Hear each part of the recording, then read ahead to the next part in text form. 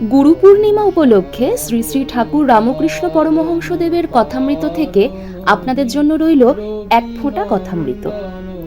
শ্রী রামকৃষ্ণ পরমহংসদেব ডাক্তারের প্রতি বলছেন, তোমার ছেলে অমৃত, অবতার মানে না, তাতে দোষ কি?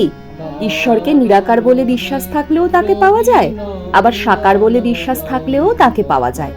তাতে বিশ্বাস থাকা আর শরণাগত হওয়া, এই দুটি দরকার। মানুষ তো অজ্ঞান, ভুল হতেই পারে। এক সের ঘটিতে কি 4 সের দুধ ধরে? তবে যে পথেই থাকো, ব্যাকুল হয়ে তাকে ডাকা চাই। তিনি তো অন্তর্যামী, সে আন্তরিক ডাক শুনবেনই শুনবেন। ব্যাকুল হয়ে সাকারবাদীর পথেই যাও আর নিরাকারবাদীর পথেই যাও, তাকেই অর্থাৎ ঈশ্বরকেই পাবে। মিছরির রুটি সিধে করেই খাও আর করেই খাও, মিষ্ট লাগবে। সকল গুরুদের প্রতি রইল আমার সশ্রদ্ধ প্রণাম।